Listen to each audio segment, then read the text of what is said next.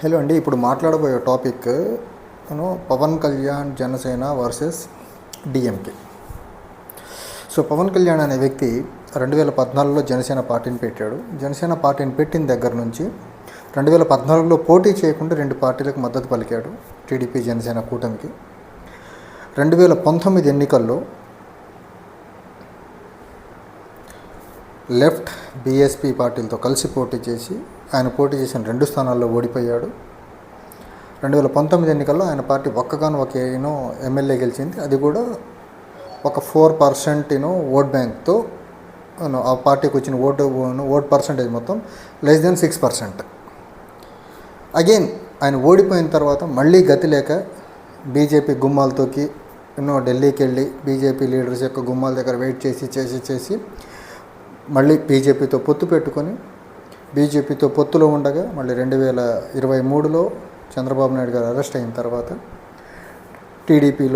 టీడీపీతో పొత్తు ప్రకటించి తర్వాత మళ్ళీ బీజేపీని ఒప్పించి బీజేపీ కలిసి పనిచేసి మన పొత్తులో ఒక 21 ఎమ్మెల్యే సీట్లు 2 ఎంపీ సీట్లు తీసుకొని పోటీ చేసిన అన్ని స్థానాల్లో గెలిచి 100% స్ట్రైక్ రేట్ అని ఒక ఊకదంపుడు ఉపన్యాసాలు ఇచ్చి పిఠాపురం నుంచి ఎమ్మెల్యే అయ్యాడు. ఆయన తర్వాత ఆంధ్రప్రదేశ్కి ఉప ముఖ్యమంత్రిగా ఉన్నారు. ఇది Pawan Kalyan brief history. So ఈ 10 ఇయర్ స్పాన్లో భారతదేశంలో ఉన్న ప్రముఖమైన పార్టీలు అన్నిటితో పొత్తు పెట్టుకొని ఒక స్థిరమైన సిద్ధాంతము, ఒక అభిప్రాయం లేదు అనేది క్లియర్గా ప్రూవ్ చేశాడు ఆయన. కానీ when it comes to Udhayanidhi represent చేస్తున్న పార్టీ ఏదైతే ఉందో DMK, it was started way back in 1949. అంతకుముందు కూడా ఆ పార్టీ లెగసీ ఉంది. ద్రవిడను జస్టిస్ పార్టీ నుంచి, తర్వాత ద్రవిడ కజగం తర్వాత ద్రవిడత మున్నేత్ర కజగం అనేసి డిఎంకే స్టార్ట్ అయింది. సో అన్నాదురై, కరుణానిధి తర్వాత ఇంకొంతమంది ఇంటలెక్చువల్స్ ఆ పార్టీను అంతకుముందు ఉన్న ద్రవిడ కజగం నుంచి డిఫరెన్సెస్ బయటకు వచ్చి కొత్త పార్టీని స్టార్ట్ చేశారు. ఈ క్రమంలో కరుణానిధి గారు ఆల్మోస్ట్ 10 టైమ్స్ డిఎంకే ప్రెసిడెంట్గా, 5 టైమ్స్ తమిళనాడు రాష్ట్రానికి ముఖ్యమంత్రిగా, 13 సార్లు ఎమ్మెల్యేగా ఆయన తమిళనాడులో రాజకీయంగా తన జీవితాన్ని ముగించారు. ఈ క్రమంలో మనం చెప్పుకోవాల్సిన అంశం ఏంటంటే, పవన్ కళ్యాణ్ గారికి పొత్తు కావాలంటే, బీఎస్పీతో పొత్తు కావాలంటే లక్నో వెళ్ళి మాయావతి గారిని కలిశారు.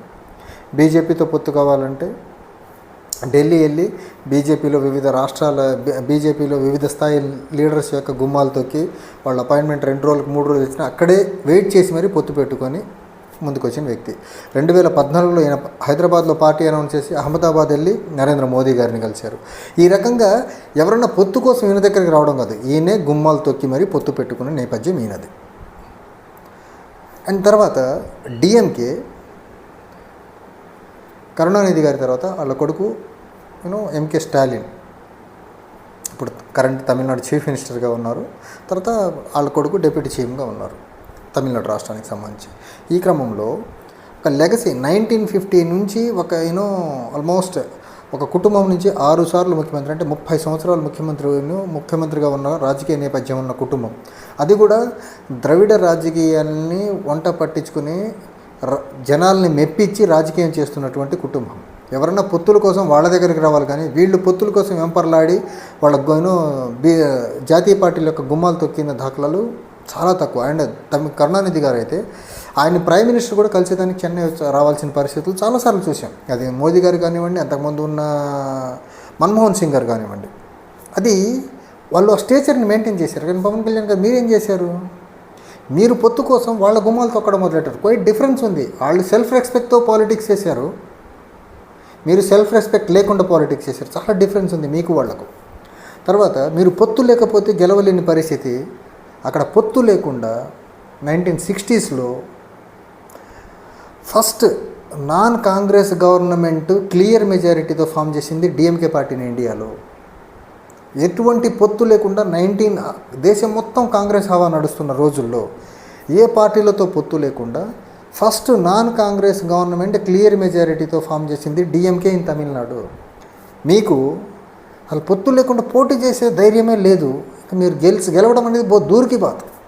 మీకు మీరుగా గెలవడం అనేది ఆంధ్రప్రదేశ్లో ఎప్పటికైనా జరుగుద్దా లేదా అనేది అది $1 బిలియన్ క్వశ్చన్. అండ్ వెరీ రీసెంట్గా స్టాలిన్ గారు ముఖ్యమంత్రి అయిన తర్వాత, if I'm not wrong, in 2021లో 24 మందిని వివిధ కులాలకు వివిధ కులాలకు చెందిన నాన్ బ్రాహ్మిన్స్, అందులో దళితుల్ని కూడా గుళ్ళల్లో పూజవారులుగా నియమించారు. పూజవారులు అంటే ఉత్తపుణ్యాన్ని నియమించిన వాళ్ళని. వాళ్ళు గుళ్ళో పూజలు ఎలా చేయాలో ఆ ట్రైనింగ్ తీసుకున్న 24 మెంబర్స్ని, నాన్ బ్రాహ్మిన్స్ని, అందులో దళితుల్ని కూడా టెంపుల్ ప్రీస్టులుగా అంటే పూజవారులుగా నియమించారు. అది డిఎంకే చరిత్ర. అండ్ డిఎంకే మనం గురించి మాట్లాడుకుంటే సోషల్ రిఫార్మ్స్ అనేవి టూ మెనీ సోషల్ రిఫార్మ్స్ తీసుకొచ్చారు వాళ్ళు. మీరేం చేస్తున్నారు? సనాతనం అని హిందూ ధర్మాన్ని, సనాతనాన్ని కాపాడుతానంటారు. కానీ మీరు పూజవారు అవ్వడం తర్వాత కానీ మీరు గర్భగుడిలోకి అడుగు పెట్టలేరు. మీరు కొన్ని గర్భగుడిలోకి అలో చేయండి అని అడిగే ధైర్యం కూడా చేయలేరు. కానీ తమిళనాడులో డిఎంకే గవర్నమెంట్ ఏం చేసింది? నాన్ బ్రాహ్మిన్స్ని టెంపుల్ ప్రీస్టులుగా నియమించిన ఘనత ఇండియాలో first of its kind. Non బ్రాహ్మిన్స్ని ఇంక్లూడింగ్ దళిత్ని ప్రీస్టులుగా నియమించిన చరిత్ర వాళ్ళది. వాళ్ళు సోషల్ రిఫార్మ్స్ చేసుకుంటూ ముందుకెళ్తూ ఉంటే మీరు సనాతనం అనేసి బ్రాహ్మణవాదాన్ని ముందుకు తీసుకెళ్తున్నారు. మీరు ఆర్ఎస్ఎస్ బీజేపీల భావజాలను ముందుకు తీసుకెళ్తున్నారు మీరు. అండ్ మీకు వాళ్ళకు పోటీ ఎక్కడ? అసలు పొత్తు లేకుండా పోటీ చేయలేని నేపథ్యం మీది. పొత్తులు ఎవరన్నా పెట్టుకోవాలని భావిస్తే వాళ్ళ దగ్గరకు వచ్చి పొత్తులు అడిగే నేపథ్యం వాళ్ళది.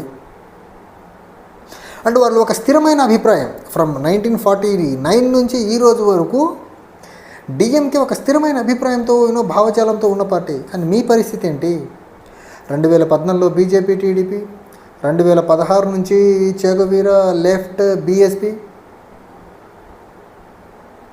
2019లో ఓడిపోయిన తర్వాత మళ్ళీ బీజేపీ, మళ్ళీ కొద్ది రోజులకి బీజేపీ, టీడీపీ, జనసేన. అసలు మీ భావజాలం ఎక్కడ? అంతకుముందేమో లెఫ్ట్లతో ఉన్నప్పుడు బీజేపీని తూర్పారబట్టారు. ఇప్పుడు బీజేపీతో కలిసిన తర్వాత అన్ని మతాలన్నింటినీ దుయ్యబడుతున్నారు. అసలు మీకు ఒక భావజాలం ఎక్కడ? అసలు భావజాలం లేని మీరు, ఒక స్థిరమైన అభిప్రాయం లేని మీరు, ఒక నికార్సైన రాజకీయ వెన్నెముక లేని మీరు స్టాటిక్ రాజకీయాలు, ఒక స్థిరమైన భావజాలంతో సాలిడ్ రాజకీయాలు చేస్తున్న వాళ్ళతో పోటీ అంటే ఎవరైనా నవ్వుకోరా సార్? అంటే చరిత్ర తెలుసుకోకుండా అసలు జనాలు ఉంటారని మీరు భావిస్తున్నారా? ఈరోజు మీరు వేసుకుంటున్న ఆ దీక్షలు ఏవైతే ఉన్నాయో ఎక్స్ట్రీమ్ ఆఫ్ ఎక్స్ట్రీమ్ అంటున్నారు జనాలు. హిందుత్వలో బీజేపీ, ఆర్ఎస్ఎస్ అంటే ఎక్స్ట్రీమ్స్ అనుకుంటే వాళ్ళని మించిన ఎక్స్ట్రీమిస్ట్లా బిహేవ్ చేస్తున్నారు మీరు సనాతన విషయంలో. ప్రజలు ఇవన్నీ కీన్గా గమనిస్తున్నారు. సో మీరు ఎవరితో పోటీ పడే ఉంది. మీరు రాహుల్ గాంధీని కూడా Udhayanidhi as well as Rahul గాంధీని మీరు వారాహి డిక్లరేషన్ మీటింగ్ పెట్టినప్పుడు, అండ్ నేను ఇంతకుముందు నా వీడియోలో చెప్పా, రాహుల్ గాంధీతో మీరు రాహుల్ గాంధీని కూడా మీరు ఈ సనాతన డ్రామాలోకి లాగే ప్రయత్నం చేశారు. రాహుల్ గాంధీ కుటుంబ నేపథ్యం చెప్పాను కదా. ఇండియాలో one of the richest family Motilal Nehru family, ఆ ఫ్యామిలీ నుంచి వచ్చాడు. అండ్ ఇండియన్ ఫ్రీడమ్ మూమెంట్లో 10 years జైల్లో ఉండి గడిపిన వ్యక్తి జవహర్లాల్ నెహ్రూ. భారతదేశానికి మొట్టమొదటి ప్రధానమంత్రి జవహర్లాల్ నెహ్రూ. ఆయనకు మునిమనవడు రాహుల్ గాంధీ. దేశం కోసం ప్రాణాలు అర్పించిన ఇందిరాగాంధీ. ఈస్ట్ పాకిస్తాన్ని వెస్ట్ పాకిస్తాన్ నుంచి లిబరేట్ చేసిన ధీర వనిత ఇందిరాగాంధీ గారి మనవడు ఆయన. మీరేంటి? మీ రాజకీయ నేపథ్యం ఏంటి?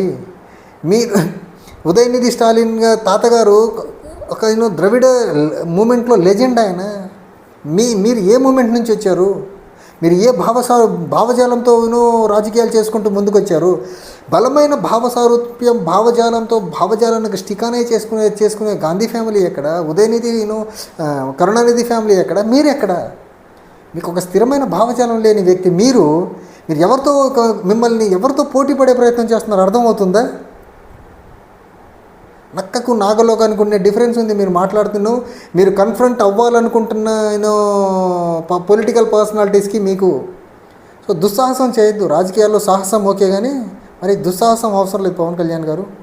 Thank you.